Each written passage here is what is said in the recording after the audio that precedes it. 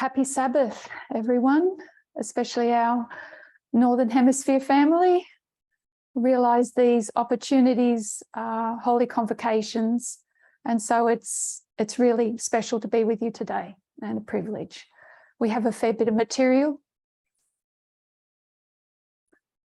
I did forget. Go ahead.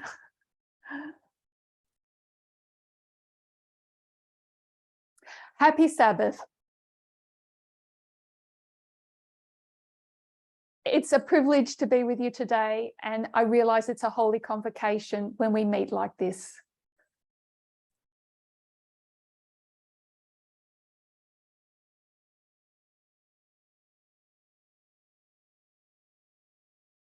We have a fair bit of material to review today, so we'll make a start with prayer.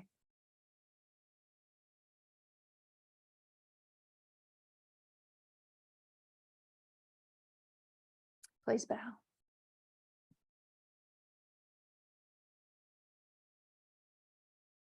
Our loving God in heaven, we thank you for the opportunity to come together today.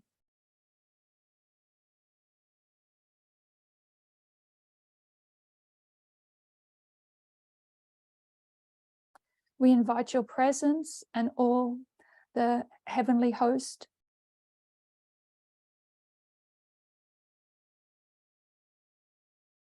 May you guide our discussion and help us to become more firmly established in those things that you have taught us.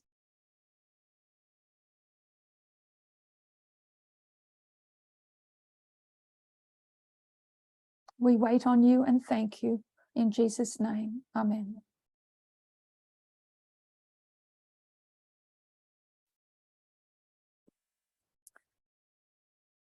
So today I'm going to review a study that was presented for the Spanish World.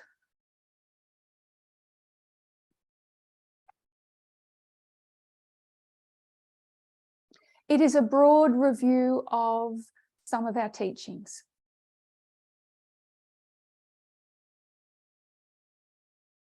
We're going to start in 1996.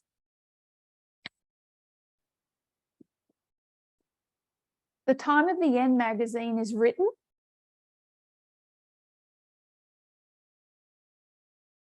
And we now realize that prophecy has been fulfilled in 1989.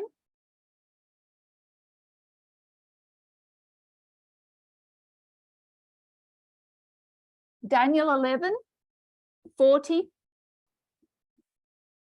part B, has been fulfilled. The next thing to happen is Sunday law in the United States.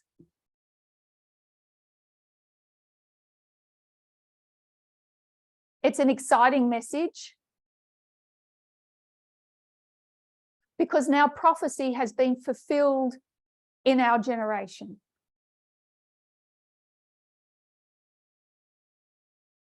Prophecy is no longer a thing of the past.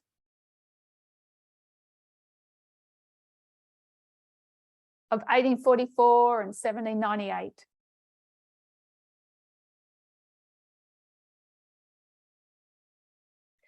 But Sunday law didn't come next.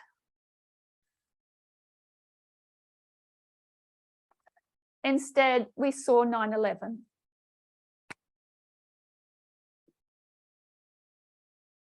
And now we were doubly assured that we were the last generation.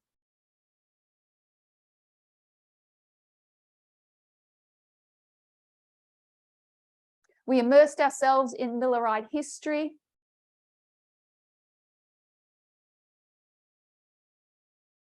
In Revelation 8 and 9. And we knew the next thing that was going to happen was Sunday law in the United States.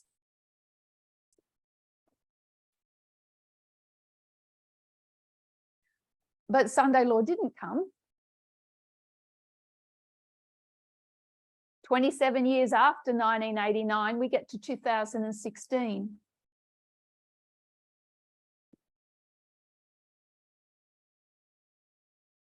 And it will be revealed that Daniel 40, part B, contains future prophecies.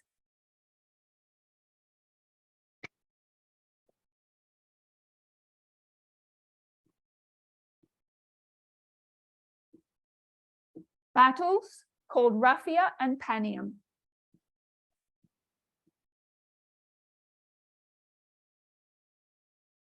Then would come the Sunday law.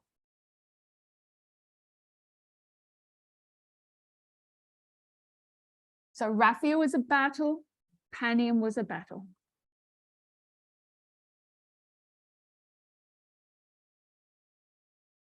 And then the Midnight Cry message came in 2018.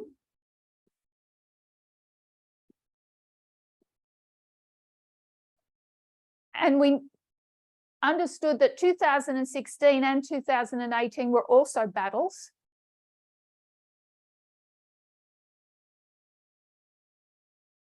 And we could now give dates to Raphia and Panium.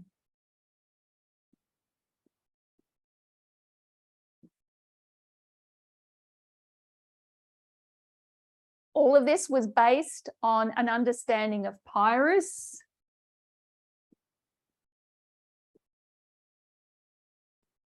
and World War II.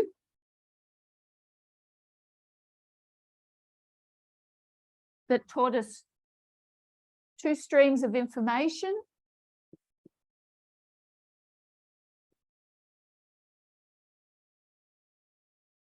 And spheres of influence.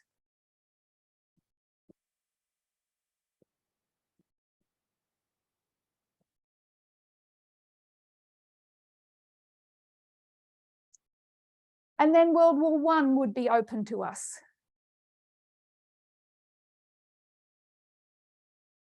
And that took us back to 9/11.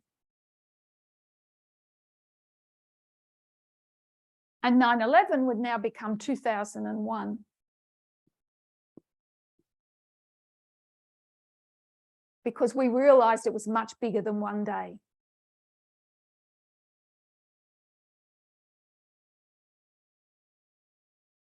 We looked at the Gulf War and the Iraq War.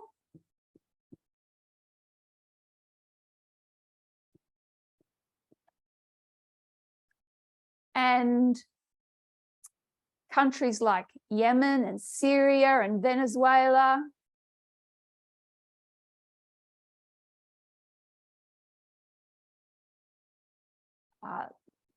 Libya, Iran, Ukraine. They come into focus, and now we realize we have a global message.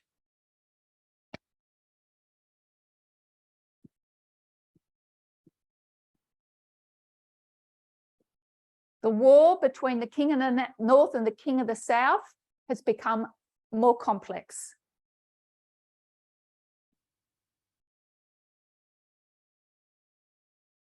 We also begin to unpack that 1989 was a deadly wound followed by a death.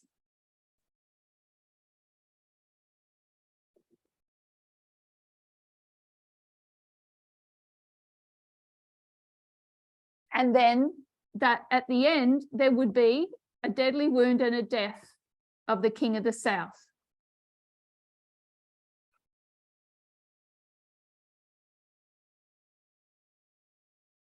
And now Sunday law is tied in to this message more tightly.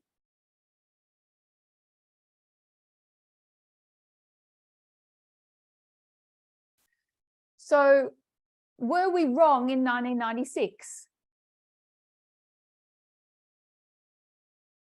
We haven't even begun to unpack 2014.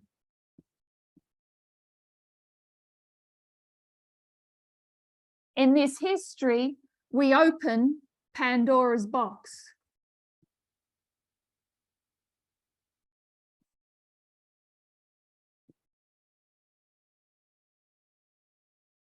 That's just full of events that we don't have a board large enough to write on.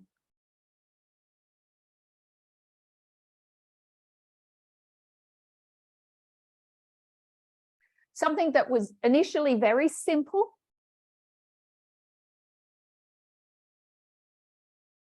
over 30 years of development has become quite complex.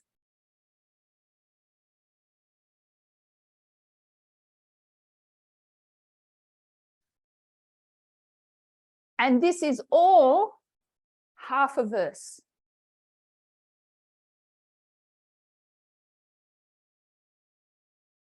Unpacking 2014 and all the history that follows it,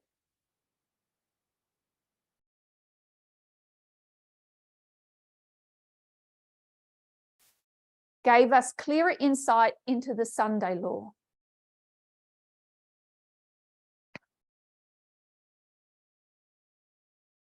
Daniel 11, verse 41. If this half a verse was this complex,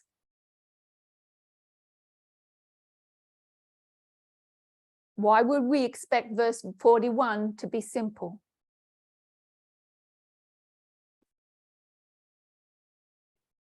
It's taken half a verse and all this complex external events to lead up to Sunday law.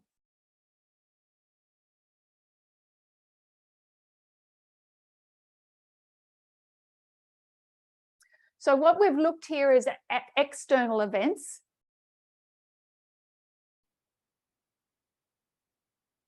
But there were also internal events. A development of the understanding of the king and the kingdom.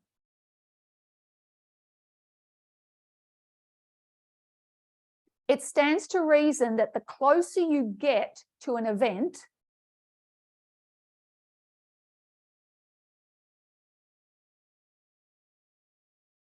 the more visibility or detail you're going to see of that event.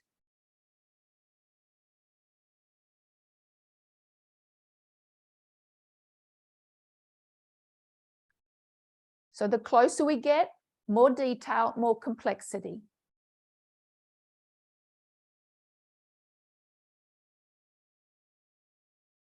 Internal and external. So the question is, what does the United States look like at Sunday law?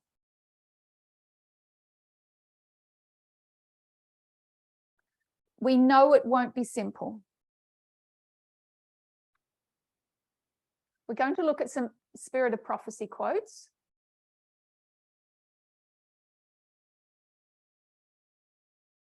Great Controversy, 440, paragraph 2.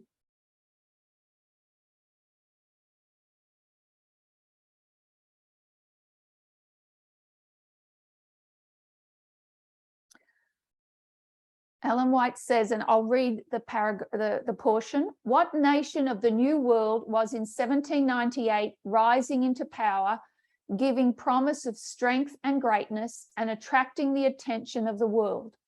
The application of the symbol admits of no question. One nation and only one meets the specifications of this prophecy. It points unmistakably to the United States of America.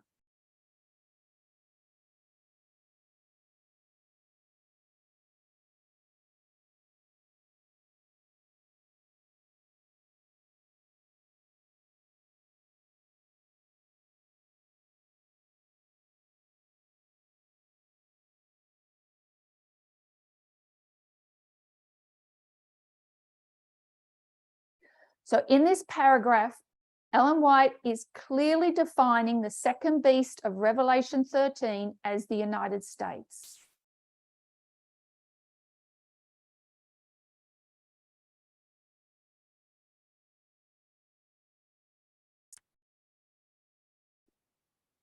Great Controversy 441, paragraph 1.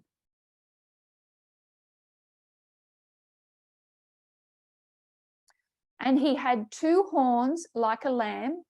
The lamb-like horns indicate youth, innocence, and gentleness, fitly representing the character of the United States when presented to the prophet as coming up in 1798. Among the Christian exiles who first fled to America and sought an asylum from royal oppression and priestly intolerance were many who determined to establish a government upon the broad foundation of civil and religious liberty.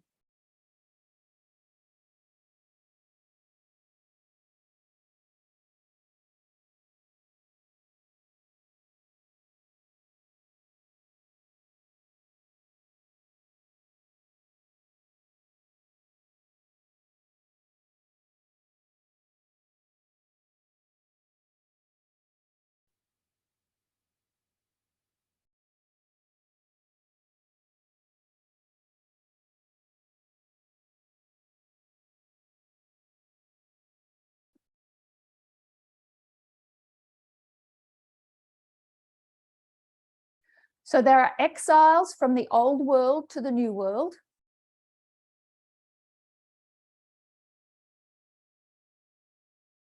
And they're escaping or seeking asylum from royal oppression and priestly intolerance.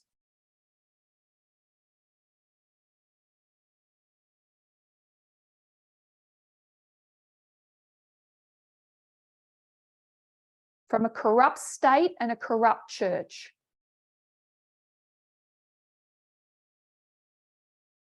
They want to establish a government based on religious liberty, separation of church and state.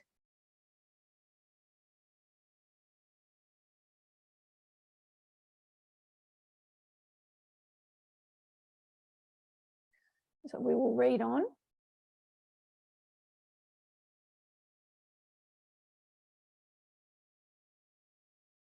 Their views found place in the Declaration of Independence, which sets forth the great truth that all men are created equal and endowed with inalienable right to life, liberty, and the pursuit of happiness. And the Constitution guarantees to the people the right of self-government, providing that representatives elected by the popular vote shall enact and administer the laws.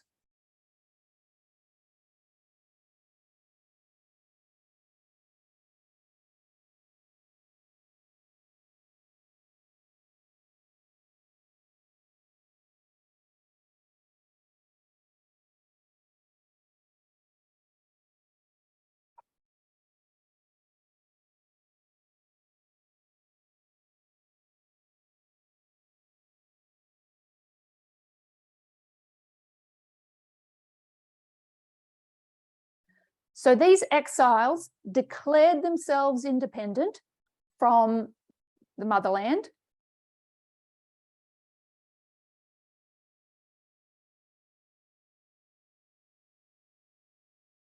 Then they formalized it or made it law in the Constitution.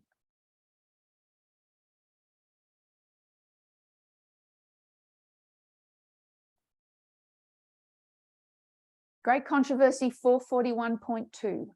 But the beast with lamb-like horns spake as a dragon, and he exercises all the power of the...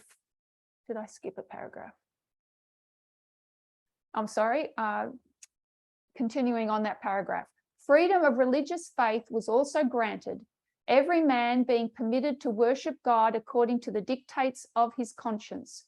Republicanism and Protestantism became the fundamental principles of the nation. These principles are the secret of its power and prosperity. The oppressed and downtrodden throughout Christendom have turned to this land with interest and hope. Millions have sought its shores, and the United States has risen to a place among the most powerful nations of the earth.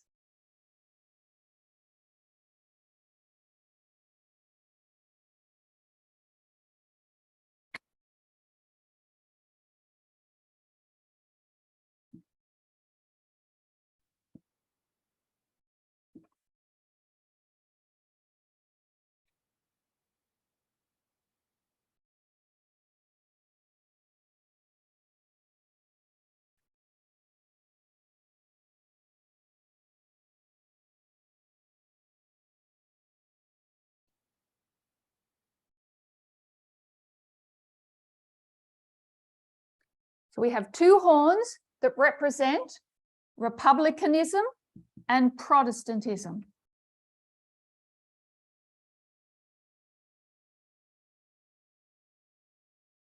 freedom from royal oppression and priestly intolerance.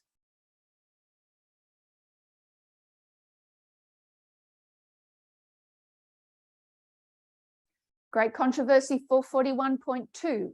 But the beast with lamb-like horns spake as a dragon, and he exerciseth all the power of the first beast before him, and causes the earth and them which dwell therein to worship the beast whose deadly wound was healed, saying to them that dwell on the earth that they should make an image to the beast which had the wound by a sword and did live.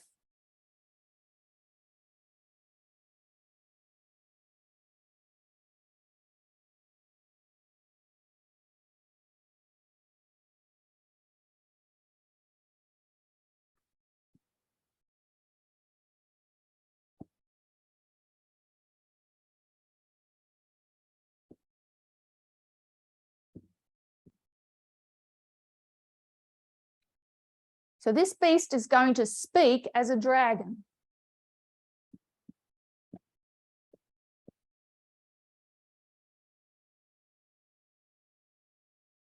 And we are going to investigate what that means.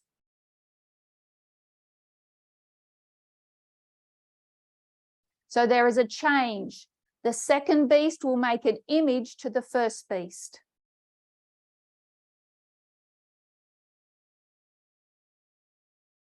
First beast had a corrupt church and a corrupt state.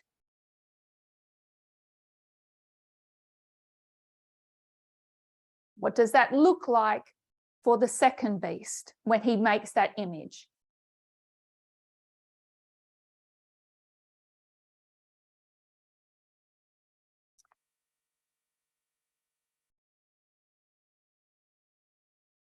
Great Controversy 442.1. The lamb-like horns and dragon voice of the symbol point to a striking contradiction between the professions and the practice of the nation thus represented. The speaking of the nation is the action of its legislative and judicial authorities. By such action, it will give the lie to those liberal and peaceful principles which it has put forth as the foundation of its policy.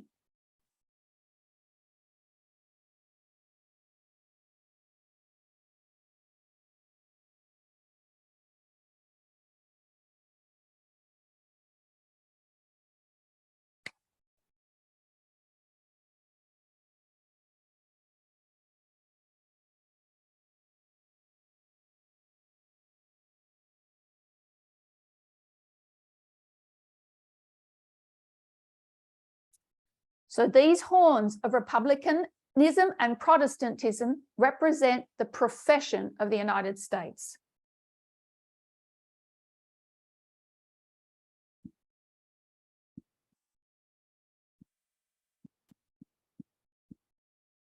The dragon voice represents its practice.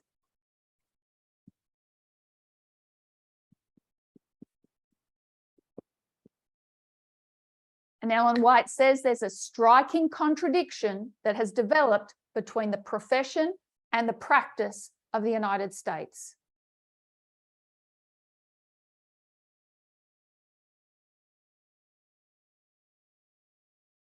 She'll go on to explain more about the speaking.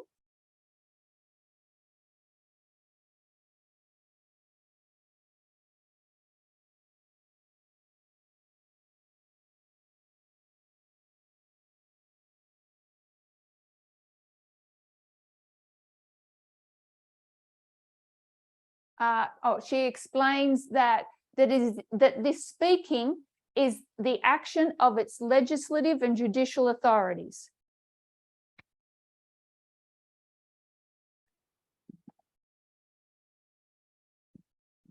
Legislative, that's Congress. That consists of the Senate and the House of Representatives.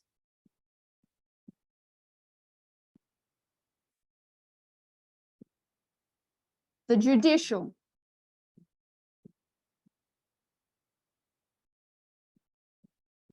That's the Supreme Court and all the other courts. So there is a striking contradiction between what the United States is professing and what it's going to speak through its legislative and judicial authorities.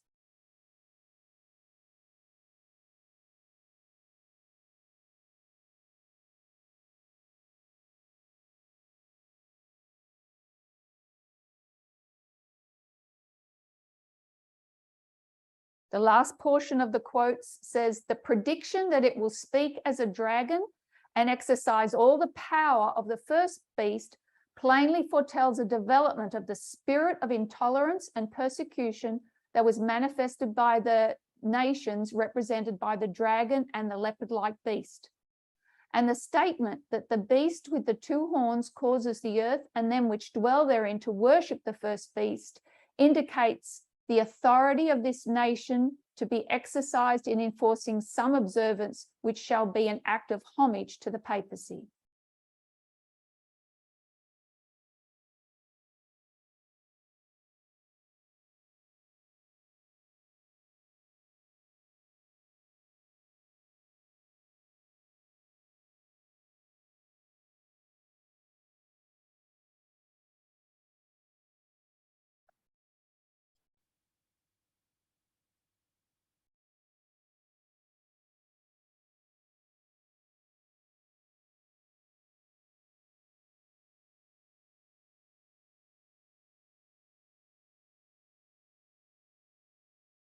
This act of homage to the papacy is what we refer to as Sunday law.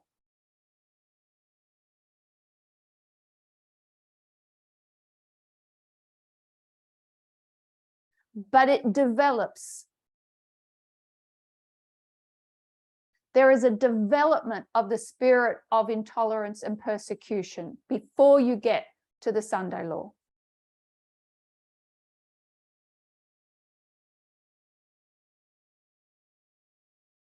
And Ellen White is focusing on two branches of the United States government.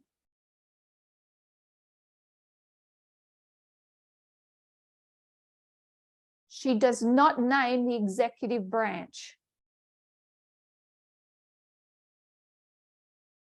She's focusing on, she's taking our focus off the executive branch.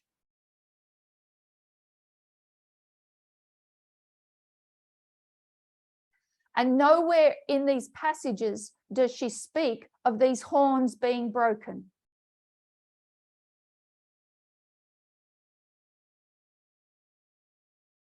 What exists is a striking contradiction.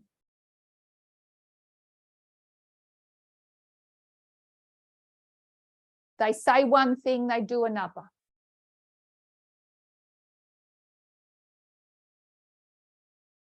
We'd call that hypocrisy. Doesn't live up to its profession. So if we go back to 2014, which is Sunday law for the priests,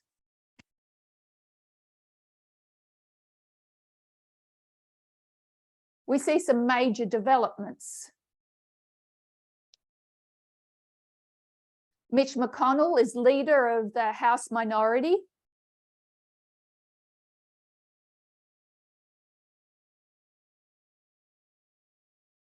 And he is going to block Barack Obama's nominations for the Supreme Court.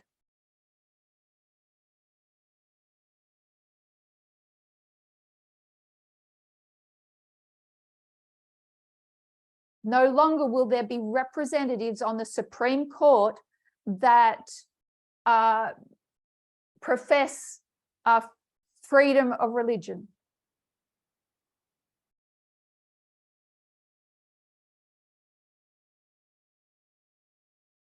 So major developments are connected with the judicial branch.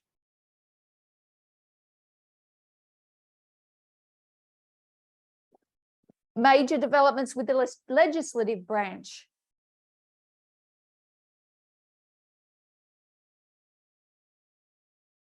Steve Bannon, Jeff Sessions, Stephen Miller will begin the purge of the GOP.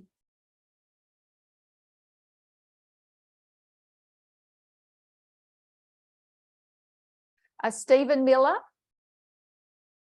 Jeff Sessions.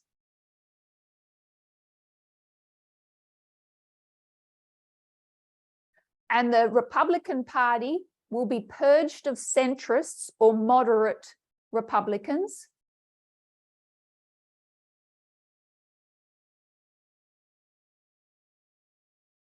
And become a far-right Christian extreme movement.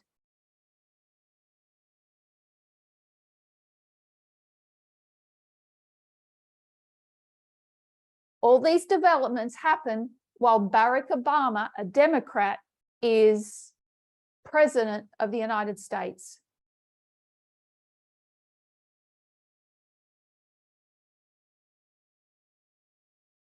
The executive branch is powerless to stop these developments.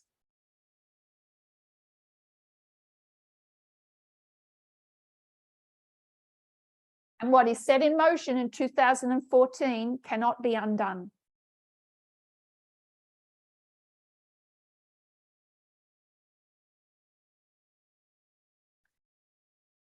So this striking inconsistency between the United States profession and its practice is in motion now.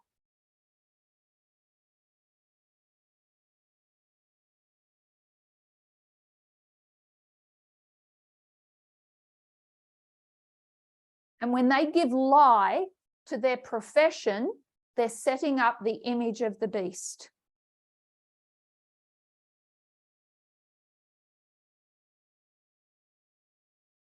And if you give homage to the papacy, you receive the mark of the beast.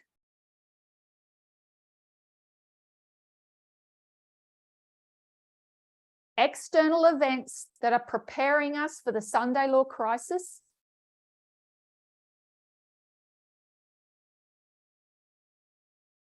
but also warnings to us as a movement.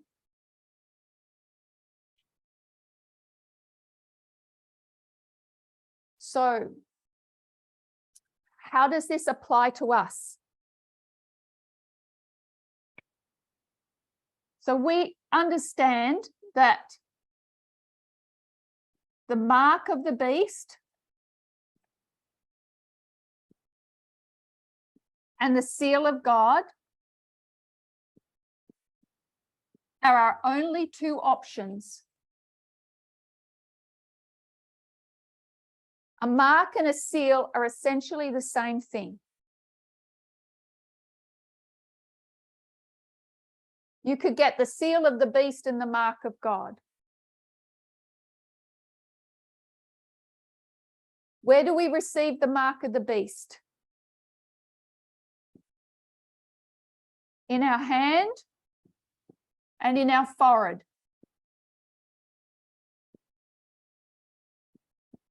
Which represents practice and profession.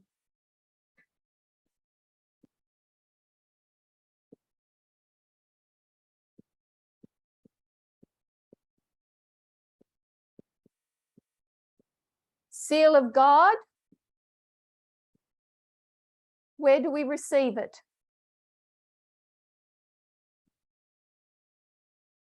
We know we receive it in our forehead. But using parable methodology, comparing and contrasting, it also has to be in our hand.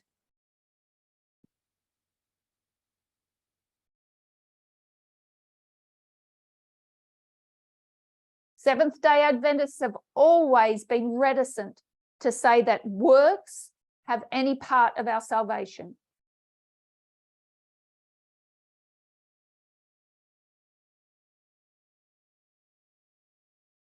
But we know that our faith, what's in our forehead, has to be demonstrated or practiced.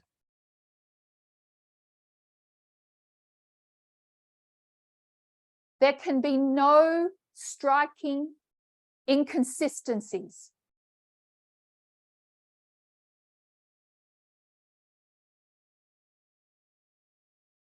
So what we see happening on a large scale, we are in danger of repeating on a small scale.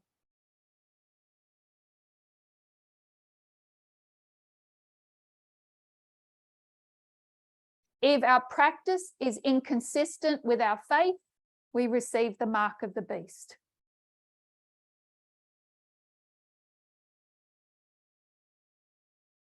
Our faith, our doctrines, our teachings, our understanding of prophecy must be pure so that our practice will demonstrate that faith.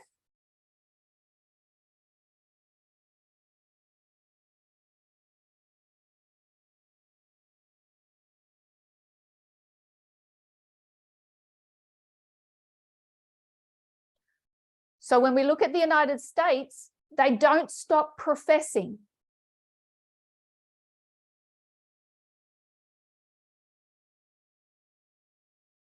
But there is no practice.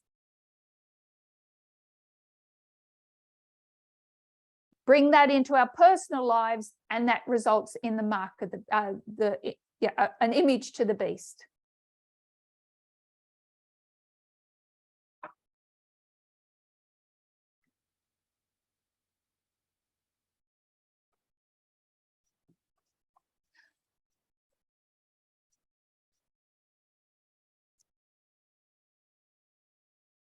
We're the people raised to give the three angels messages.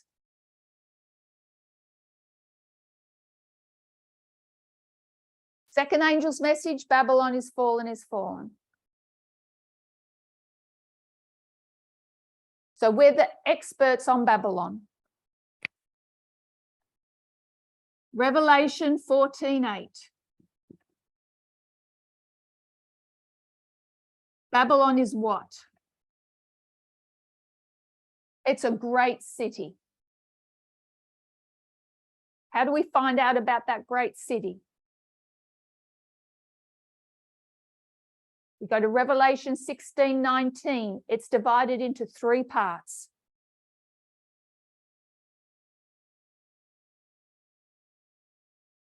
Verse 13, dragon, beast, false prophet.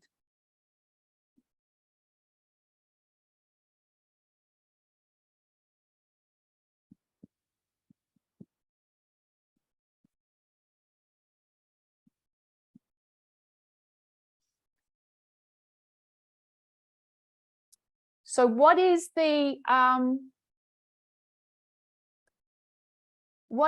profession of these entities?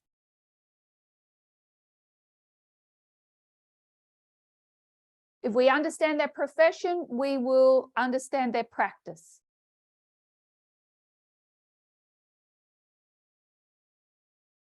So when we look at the beast, we think of Catholicism.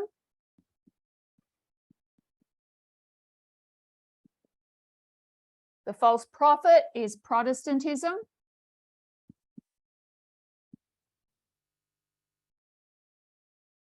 And what have we always said the profession of the dragon is?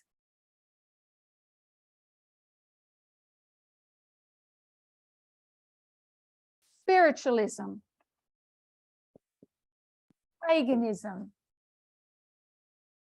all the isms. You can put atheism in there. And what's the difference between the three? Catholicism makes a profession of Christianity, as does Protestantism. The difference with the dragon is there's no profession.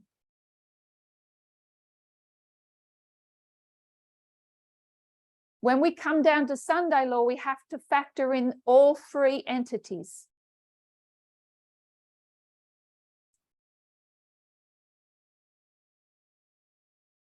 And not just focus in on Catholicism and Protestantism.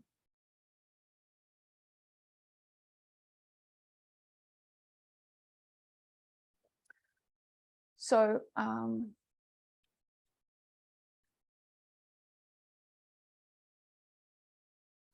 so what we want to explore is this relationship between profession and practice.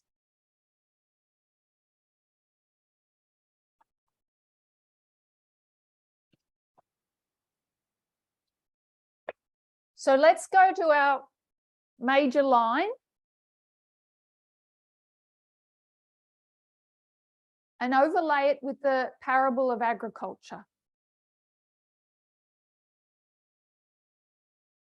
That message came in 1989, the first angel's message.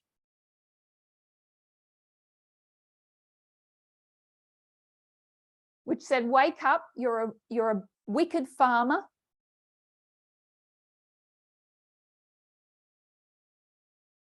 There's a harvest coming and you're nowhere near ready.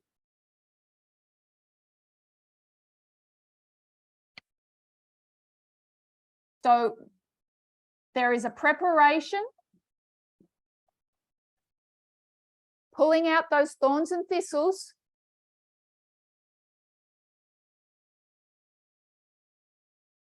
because the fear of God's been put into you.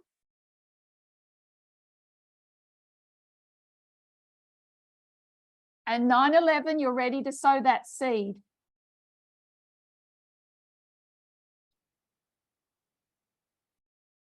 To germinate that seed, you're going to need rain, nice, gentle rain.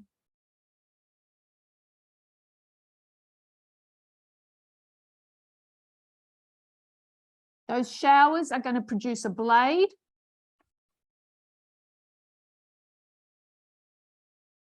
And an ear.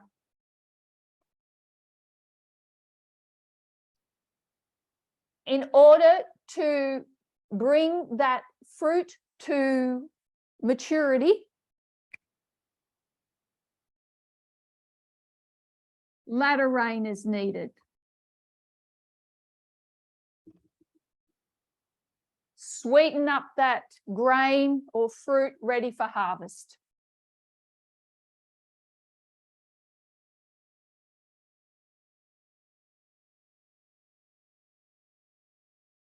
Every good Adventist knows, what does fruit represent?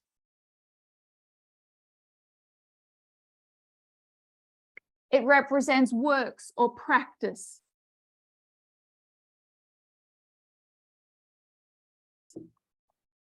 How did it develop that fruit or grain? Through the rain. This is where you receive your faith.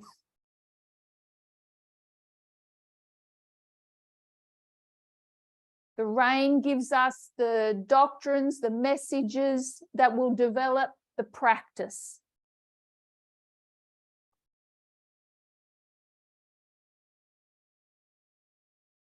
And we all know those Ellen White quotes.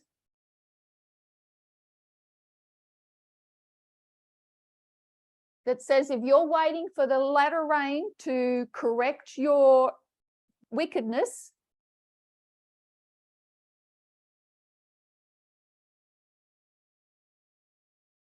you will be found wanting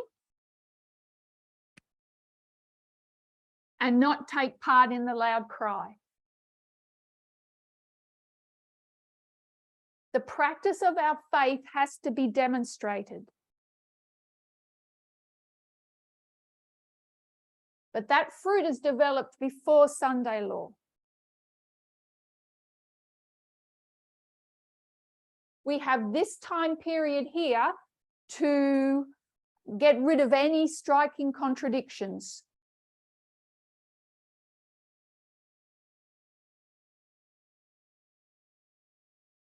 All the latter rain does is ripen the fruit that already existed prior to Sunday law.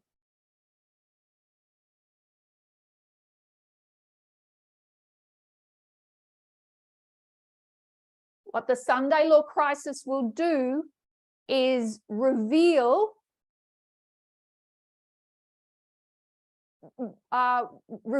what fruit you have.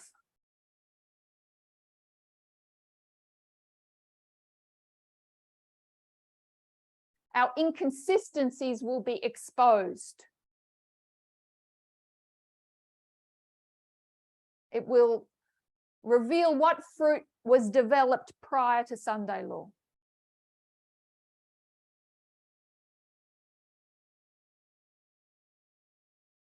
So the agricultural model makes that very clear.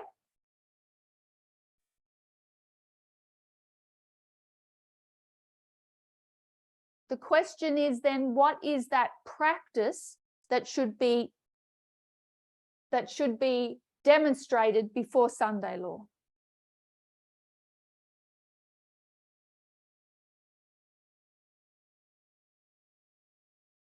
So again, the closer we get to Sunday law, the more detail we see.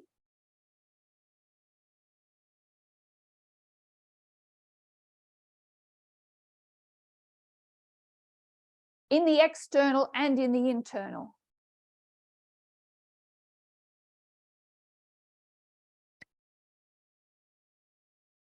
Even when we're considering the internal kingdom,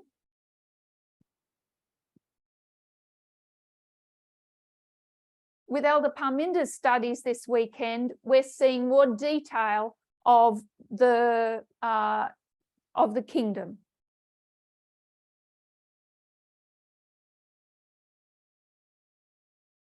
That makes sense because we're getting closer to Sunday law.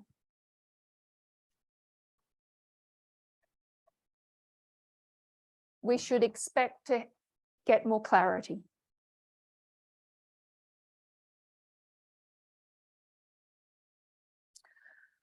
Okay, so the spirit of prophecy gave us insight into how the United States will behave during Sunday law.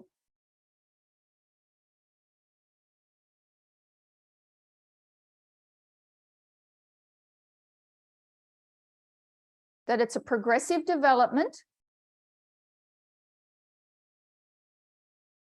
and we can mark 2014 as a major turning point in that development.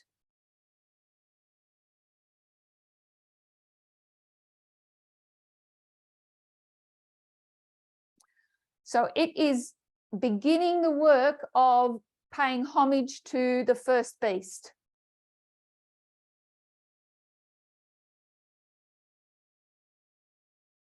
And again, the danger for us as individuals is doing the same.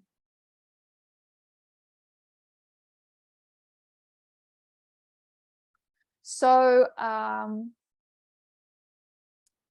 we going for time?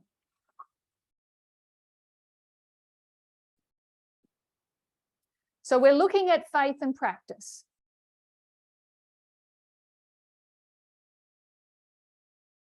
And I left my ruler. So what we'll do is we'll consider the line of restoration.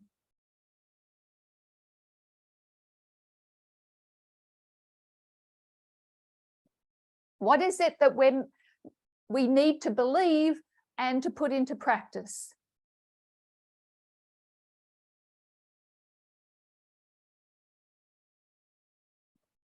Let's consider Eden to Eden.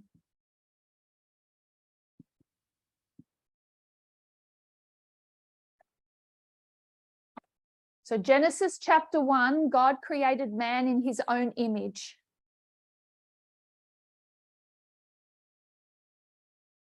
In the image of God created he them. Male and female created he them.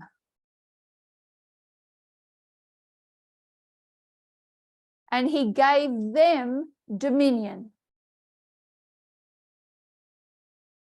So both male and female had dominion.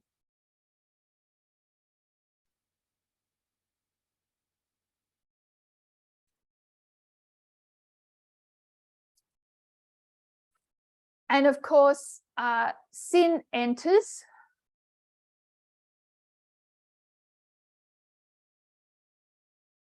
And they lose their dominion.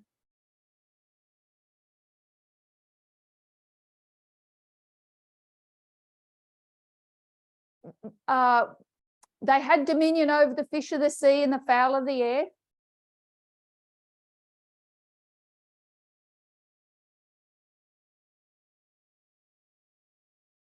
And all of that is lost with sin.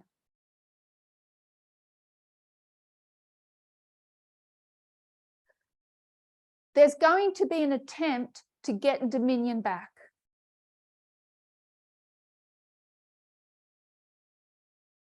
The only thing that man can have dominion over is woman.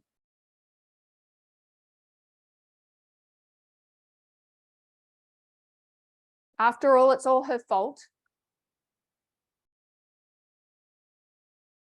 And so over a period of time, dominion is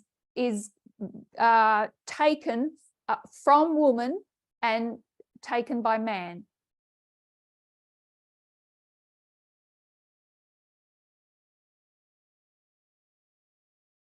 We call it patriarchy. He can't control the birds of the air or the fish of the sea.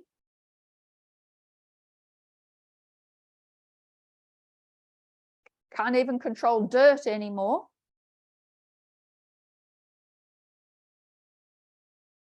The only thing that he can have dominion over is woman.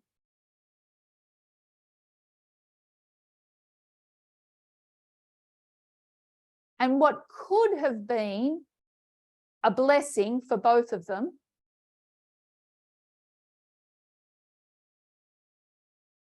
turns into the most abusive oppression that is possible.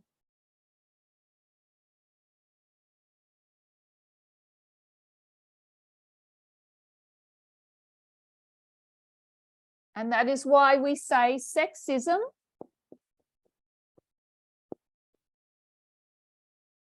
is the most, the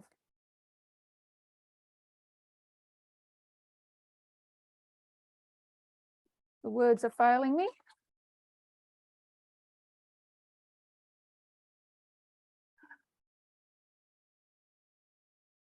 That's not the first word. I'll come back to it. It's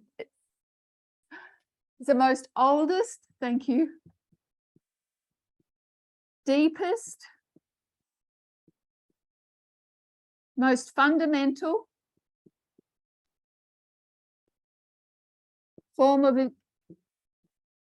of discrimination.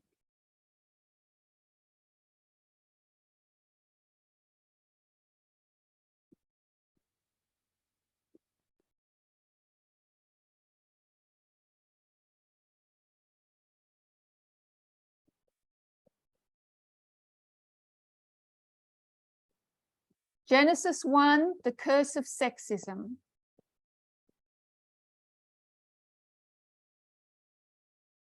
Genesis 1, Genesis 3.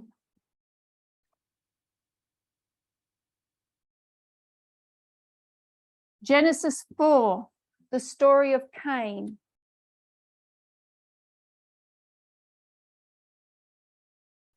And the story of Cain is how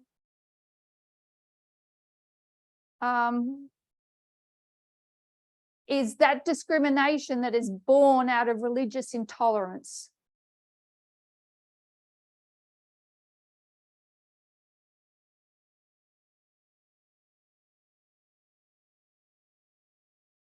Cain was determined to worship God according to his own faith.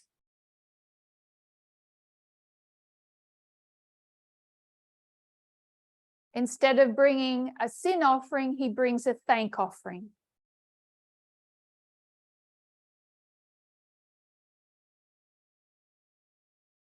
He was very happy with himself. Felt no need of a sin offering. But couldn't tolerate somebody who did.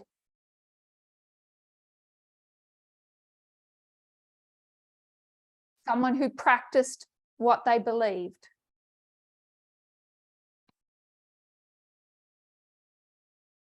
And so we see, I'll just put FW for false worship here.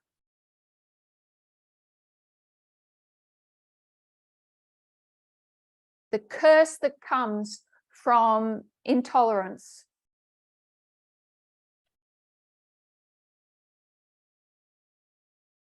We come down to Genesis 10. And that story has been told very well.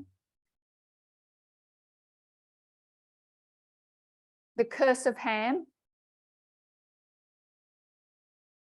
And the result of racism and ultimately slavery.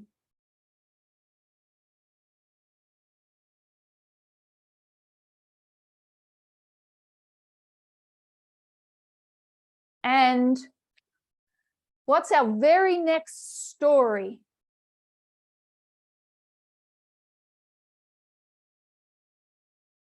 The very next story is Genesis chapter 11.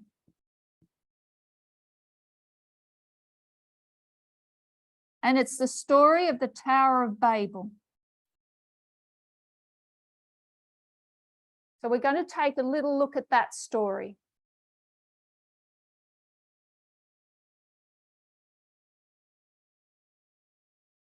And if you could turn to Genesis 11.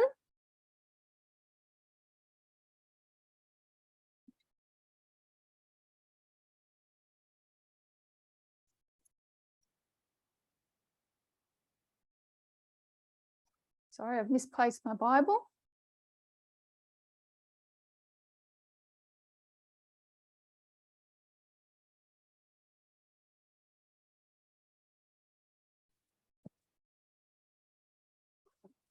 I've got it. Genesis 11.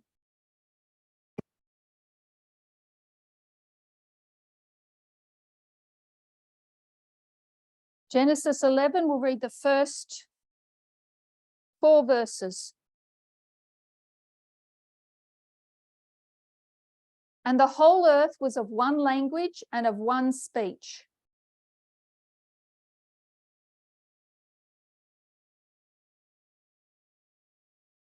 And it came to pass as they journeyed from the east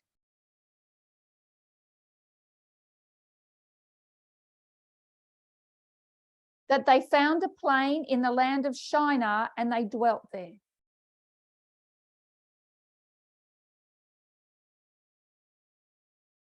And they said one to another, "Go to, let us make brick and burn them thoroughly."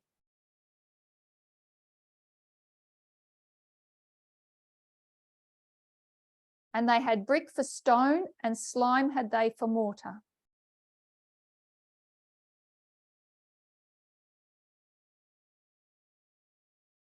And they said, "Go to, let us build us a city and a tower,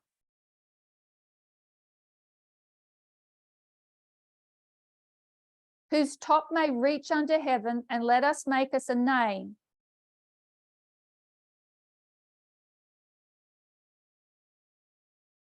lest we be scattered abroad upon the face of the whole earth."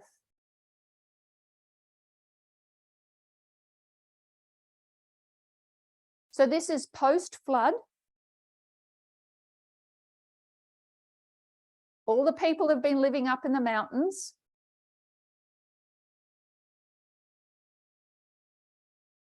But as the numbers have increased, apostasy has created divisions.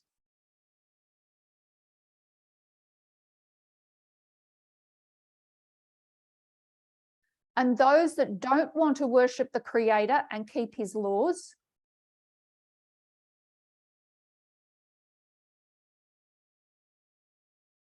they cannot tolerate those that do.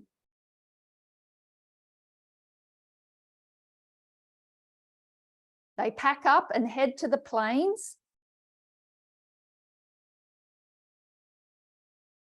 And they're going to build a city and a tower.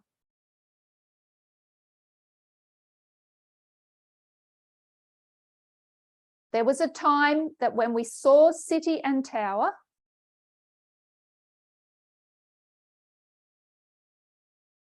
we saw church and state.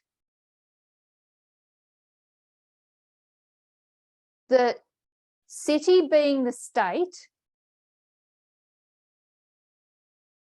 and the tower being the church. But we want to have a closer look at what that tower represented.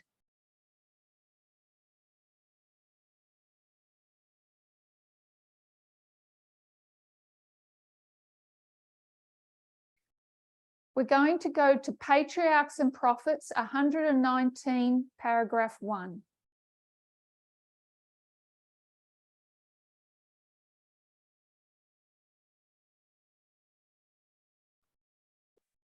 The dwellers on the plain of Shinar disbelieved God's covenant that he would not again bring a flood upon the earth. Many of them denied the existence of God and attributed the flood to the operation of natural causes. Others believed in a supreme being and that it was he who had destroyed the antediluvian world, and their hearts, like that of Cain, rose up in rebellion against him.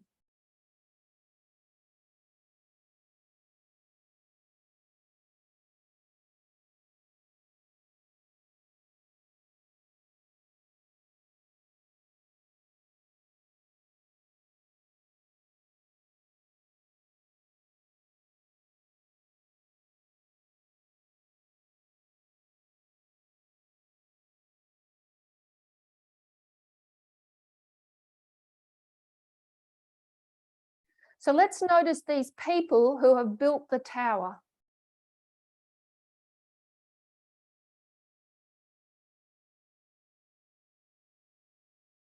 Have they built a church? They don't even believe in God. They deny his existence.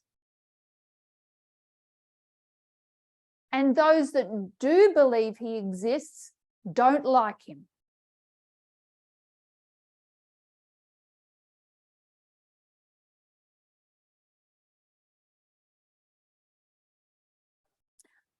Ellen White describes what the tower consisted of.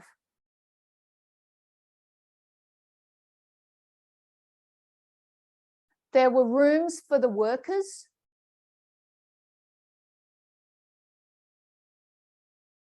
and rooms for their idols.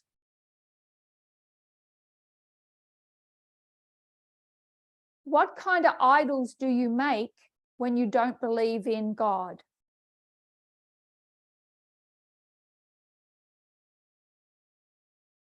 These are atheists or non-theists. There's a slight difference. If we go to Patriarchs and Prophets, 118.5.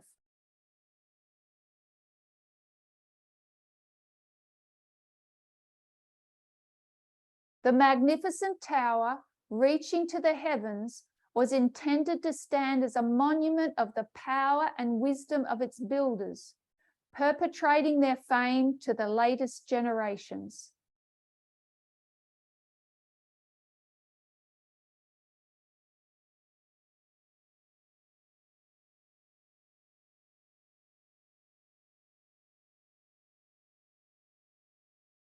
What were they worshipping? What did those idols represent? Their own power and wisdom. Human glory. Idols of silver and gold represent human glory.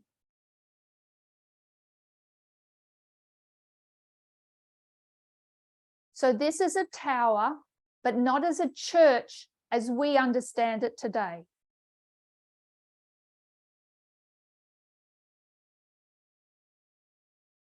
Were they religious? Yes, but they worshipped themselves.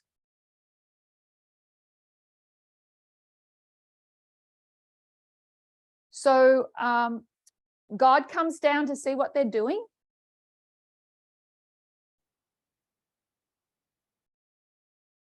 And he recognizes that if he does not intervene now, there will be nothing will restrain them.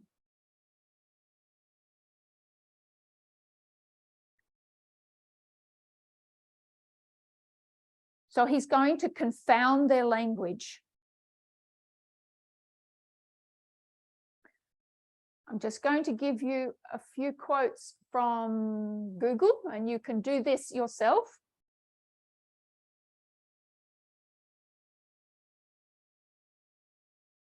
Google language and culture. The phrase language is culture and culture is language is often mentioned when language and culture are discussed.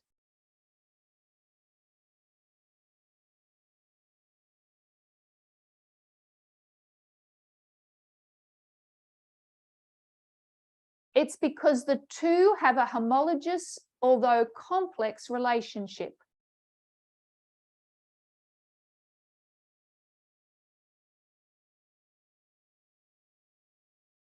They're similar, they have the same structure.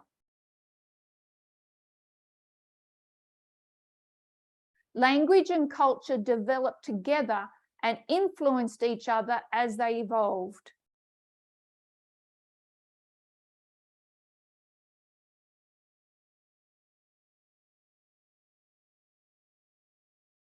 They are inseparable because language encodes culture and provides the means which culture is shared and passed from one generation to the next.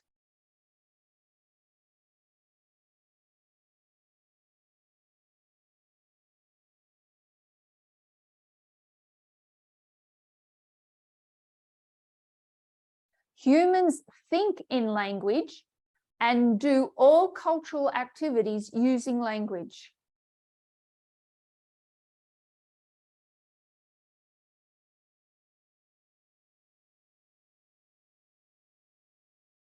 Human language can be considered a culture's most important feature, since complex human culture could not exist without language, and language could not exist without culture.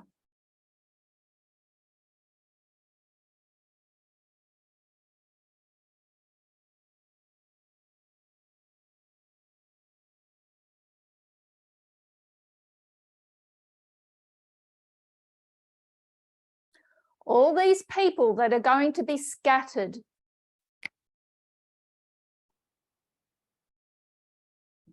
what are they going to take with them? Language, culture. You cannot separate the two. All their languages may be different,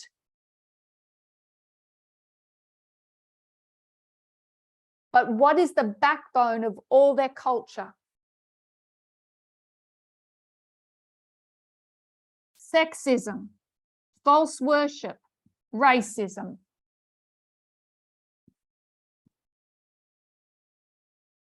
Spread all across the world.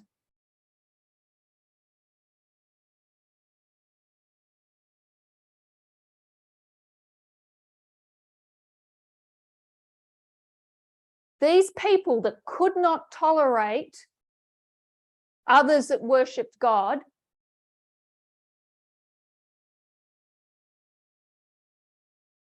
now can't tolerate each other. And this tower implodes. That's the fall of Babel.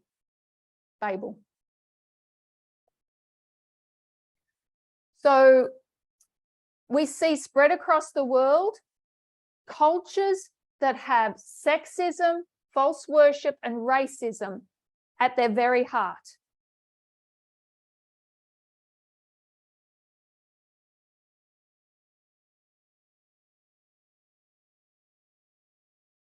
There's not a culture that is not influenced by them.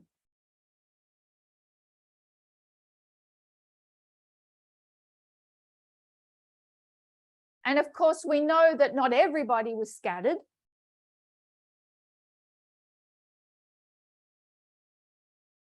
Some stayed, and the city of Babylon became established. And as time goes on, Babylon will start making a profession of Christianity.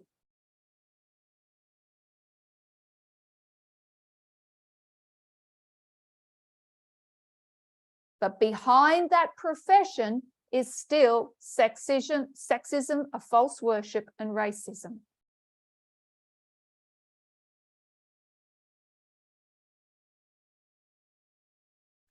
The difference is all of these that have scattered across the world make no profession.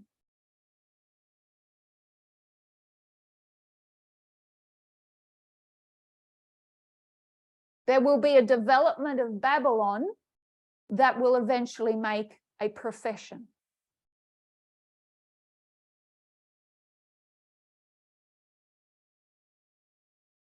That will give lie to their profession, that will have a striking inconsistency.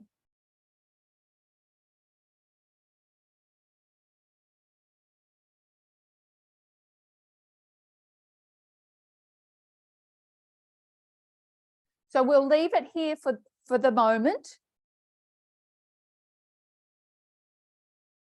We started by looking at the complexity of Daniel 11:40 Part B.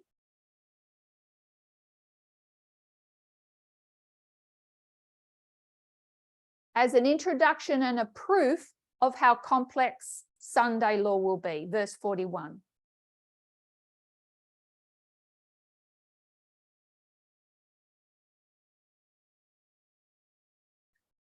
When we look at the Sunday law test, we understand that the image, the mark of the beast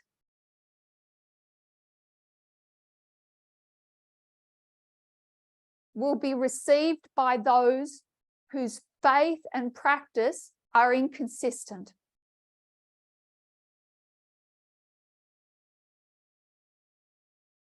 Whose profession and practice are a lie.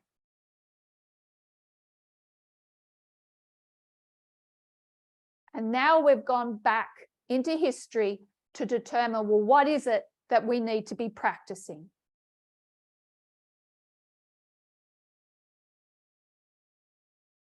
What is this fruit that needs to be developed before the crisis?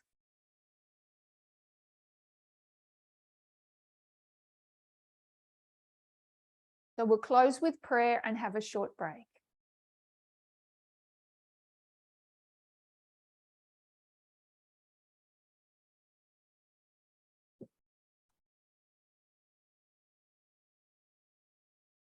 Our loving God, we are in awe of your patience and long-suffering with your people.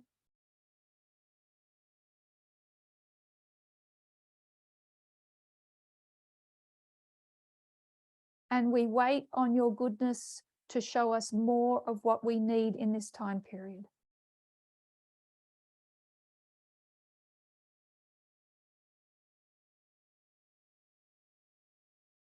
Bless this small break so that we may rest a little before returning.